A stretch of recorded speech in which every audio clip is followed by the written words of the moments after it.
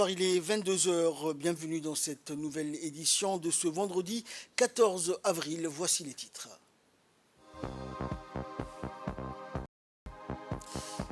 Célébration 6e anniversaire de l'installation de l'ambassade de Turquie à Djibouti et du lancement de la compagnie Turkish Airlines.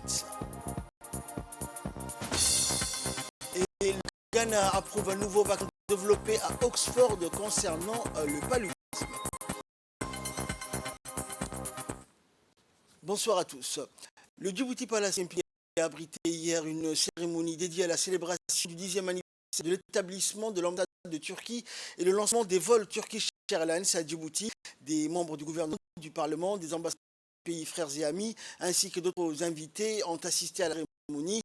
À l'arrivée donc à la salle de cérémonie, les participants à cet événement, qui coïncide avec les derniers jours du mois béni du Ramadan, ont été reçus par l'ambassadeur de la Turquie à Djibouti, 5 La Turquie est l'un des principaux partenaires de notre pays dans de nombreux domaines de développement, notamment l'éducation, la santé, la promotion de la femme, et elle a également financé la construction du projet de barrage de l'amitié à Ouera dans la région d'Arta.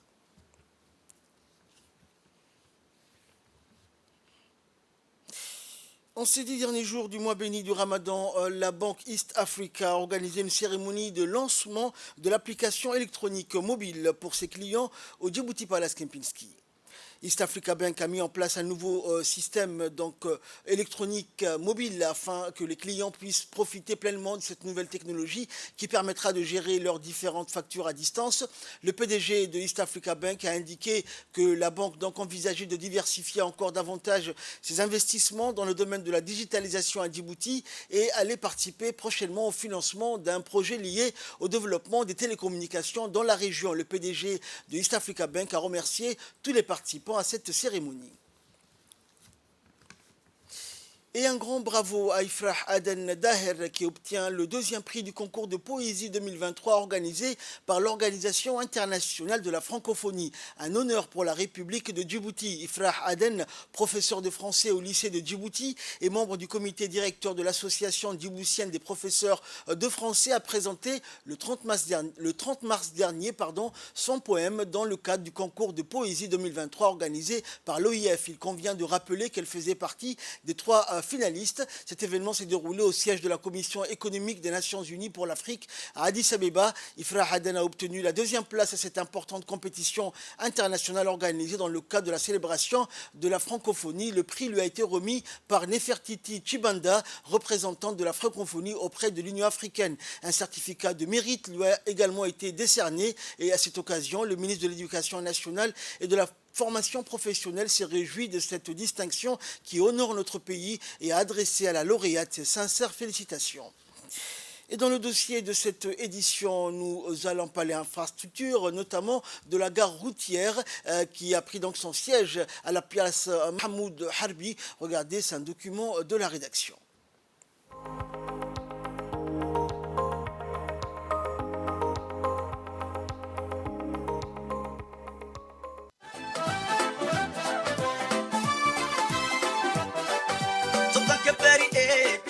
Réorganiser les secteurs des transports en commun de Djibouti, fluidifier la circulation, mettre en place des infrastructures d'arrivée et de départ au centre-ville, c'est tout le sens des dernières mesures prises par le ministère des Transports.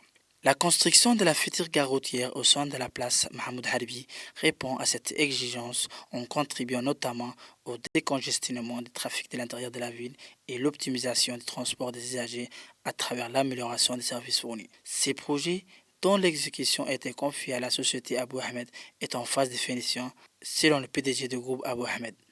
بتوفيق من الله تعالى ثم بدعم رئيس الجمهورية نجحنا في تنفيذ الجزء الأكبر. Dans son intervention, le président Abou Ahmed a souligné qu'avec la grâce des dieux tout-puissants, puis avec le soutien du président de la République, nous avons réussi à réaliser la plus grande et la plus importante partie du projet parking ombragé de la place Mahmoud Harbi au centre de la capitale. Le groupe commercial Abou Ahmed a financé le projet avec d'énormes sommes qui dépassent les coûts estimés en raison des changements et des événements mondiaux, a-t-il rappelé. Il a affirmé que les travaux de construction de cette infrastructure et mise en œuvre par Yaman Engineering and Contracting Company sont entrés dans leur phase finale et nous attendions avec impatience son inauguration prochainement, a rappelé Abou Ahmed. Sans aucun doute, ces projets uniques reflètent l'ampleur de l'engagement du groupe Abou Ahmad envers la responsabilité sociale de l'entreprise et sa contribution au renforcement de l'infrastructure des transports publics. Il contribuera à faire avancer les efforts visant à améliorer la vie générale de notre capitale, a-t-il conclu. Rappelons que la première pause pierre a été effectuée par le président de la République, son Excellence M. Ismaël Omar Guelleh, dans la foulée de l'inauguration du nouvel centre commercial Hamoudi en mars 2021. Avant le coup d'envoi de ce projet phare, la place Mahmoud Harbi, anciennement place Rambo, faisait à la fois office de gare des minibus et des marchés de vêtements, épices, herbes médicinales. Une place où même les vendeurs à la sauvette ont élu domicile. Les projets de construction de cette nouvelle gare routière visent non seulement à embellir la place Harbi, mais aussi à juguler l'anarchie dans les transports en commun qui opéreront désormais dans un cadre rénové et mieux structuré. Le tout à la grande satisfaction des usagers. Nous avons recueilli quelques impressions des usagers de la place. Les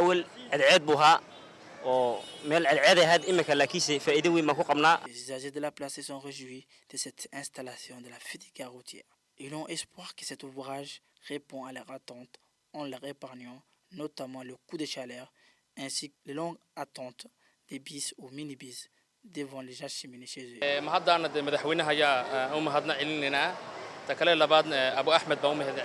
Une mise en service, la gare routière va approprier une meilleure organisation dans la gestion des flux de tous les véhicules en provenance, en partance vers tous les quartiers de la ville, habituellement desservis par ces derniers. Objectif, instaurer certaines règles de conduite aux chauffeurs et aides-chauffeurs et plus de facilité aux milliers d'usagers qui arrivent au transit par la place Mahmoud Harbi. Dans l'actualité également, les opérations de contrôle et de sécurisation effectuées par la police nationale se poursuivent. C'est ainsi que dans la commune de Balbala, les policiers du commissariat de Rodane, déployés dans les grands quartiers de cette commune, opèrent tous les soirs des patrouilles pédestres pour lutter contre les vols à la tire et la saturation aux heures de pointe. En effet, à l'approche de l'Aïd al-Fitr, le flux de véhicules circulant sur les routes s'est multiplié donc et les embouteillages se font ressentir. C'est dans ce sens que les policiers aident à réguler la circulation. Les éléments du commissariat de Rodane participe également à la sécurisation des lieux publics. L'engagement des policiers sur la voie publique est ainsi rassurante, mais également dissuasive pour toutes les personnes mal intentionnées qui profitent de cette période de fête pour commettre des méfaits.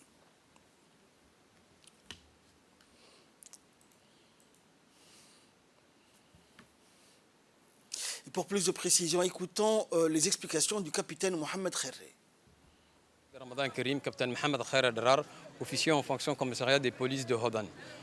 En vue de la prévention des troubles à la sécurité publique, à l'approche de la Eid al-Fidri, conformément aux instructions du directeur général de la police nationale, colonel Abdurrahman Ali Kahin, a été déployé un important dispositif sécuritaire sous la hiérarchie du lieutenant-colonel Saïd Absiye. En cette période de Ramadan, les usagers rencontrent un certain nombre de difficultés liées à la circulation routière, embouteillage, saturation aux heures de pointe, mais également des délinquances liées au transport en commun. En ce sens, l'engagement de ces policiers sur la voie publique d'assurer sécurisante, mais aussi lutte contre la délinquance au transport en commun, les vols à la tire, les vols avec violence. Suite à la présélection du tournoi d'e-sport inter-CDC organisé par la direction de l'insertion sociale et du volontariat du ministère de la Jeunesse et de la Culture dans le cadre des activités organisées donc durant le mois béni du Ramadan, la première phase de cette compétition qui a mis en lice plusieurs jeunes compétiteurs représentant 15 quartiers de la capitale s'est déroulée au sein du CDC d'Anguela. L'événement a vu la participation de nombreux responsables et organisateurs tels que l'association Djibouti e-sport qui a veillé au bon déroulement de ce tournoi. Les joueurs se sont affrontés sur le terrain des jeux vidéo FIFA 2023 sur PlayStation. L'engouement provoqué par la phase de sélection de cette activité a traduit l'intérêt que suscite l'e-sport chez les jeunes. Ce tournoi, dans sa première phase, s'est déroulé sans encombre et promet énormément pour la suite des matchs.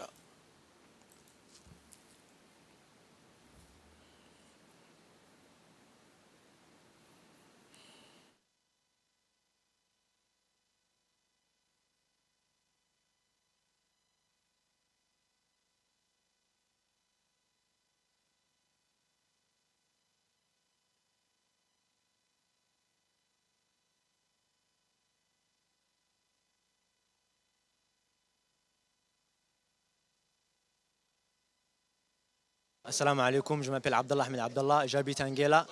Donc aujourd'hui, nous avons participé au tournoi jeux vidéo qui a été organisé au CDC d'Anguela. Donc j'aimerais bien remercier le ministère de la Jeunesse et de la Culture et ainsi que notre directeur, M. Ahmed.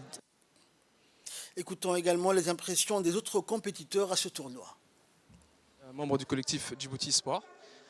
Djibouti Sport est une association de jeux vidéo dont le but est de promouvoir le jeu vidéo à Djibouti, mais aussi à travers le monde. Donc ce soir, nous sommes au CDC d'Anguela et à travers l'aide du ministère de la Jeunesse et de la Culture, grâce auquel nous avons pu avoir accès à cet endroit et aussi organiser cet événement. Et c'est pour cela que nous sommes ici ce soir. La Coupe du Ramadan se passe aussi sur les manettes et sur les consoles à Djibouti. Et le but de cet événement est de faire s'affronter les différents quartiers de Djibouti afin de sélectionner qui sont les meilleurs joueurs, qui peut représenter Djibouti à l'international et voir peut-être voyager dans le futur à travers l'association Djibouti Sport. Nous remercions donc le ministère de la Jeunesse et de la Culture, sans qui cet événement n'aurait pas pu avoir lieu, et la présence et l'intérêt fort de la jeunesse djiboutienne pour le jeu vidéo et aussi pour le jeu FIFA qui se joue ce soir. Cet événement se fera sur plusieurs jours. Aujourd'hui, ce sont les éliminatoires et très prochainement, il y aura la finale.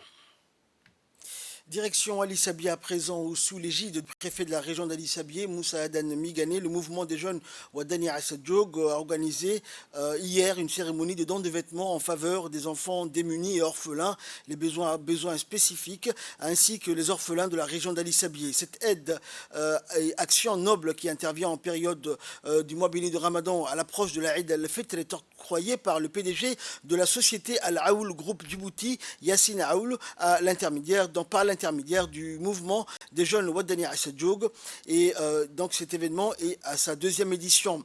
L'initiative de bienfaisance se suit donc et se ressemble à l'approche de la Eid al-Fitr. Elle a redonné le sourire à quelques 365 enfants démunis et à besoins spécifiques issus des secteurs défavorisés de la ville d'Ali Sabié, et les localités, les unes et les autres, se sont vues remettre des tenues vestimentaires neuves.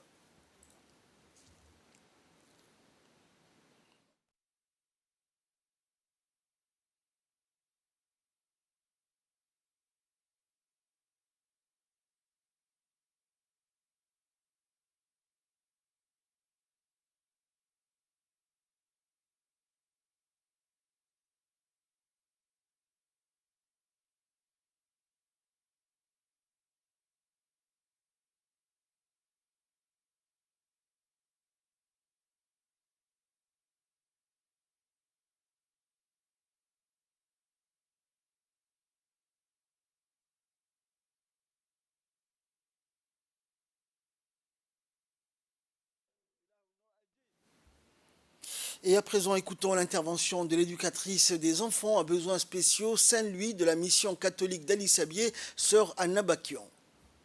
Je vais remercier Monsieur Yassine Aouled pour toutes ces choses qu'ils ont menées avant l'Aïd pour nos enfants à besoins spéciaux. C'est une école inclusive, ce n'est pas une école qu'on peut dire des handicapés, c'est inclusif. Parce que l'enfant il reste ici quelques années, après on va déplacer dans l'école publique au LEC. Et nous vous remercions de cœur, vraiment de profond cœur, pour tout ce que vous avez fait pour nos enfants. Dans le cadre de la lutte contre la contrebande de CAT, notamment la brigade de la douane de PK51, en étroite collaboration avec la gendarmerie de la brigade routière de Béa, a intercepté une importante quantité de marchandises de CAT de contrebande destinées à être écoulées sur le marché local. La marchandise saisie à cette occasion était composée de 30 colis de CAT de contrebande. Rappelant que la contrebande est un fléau qui nuit gravement au développement économique de notre nation, il incombe donc à chaque citoyen de mener donc de son côté la lutte pour faire cesser ce commerce illicite. Selon la procédure standard en vigueur, cette quantité a été détruite sur place en présence des responsables des différents corps présents.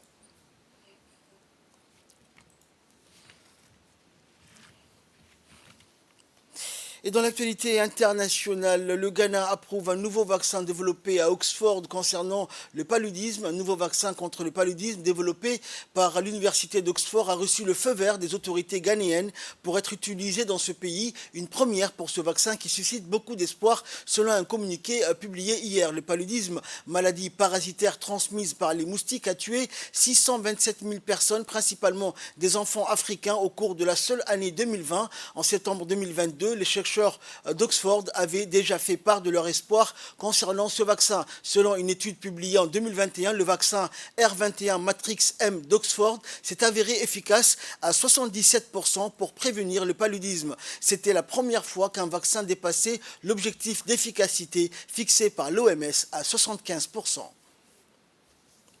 Fin de ce journal. Merci pour votre très aimable attention. Excellente soirée sur Télé Djibouti.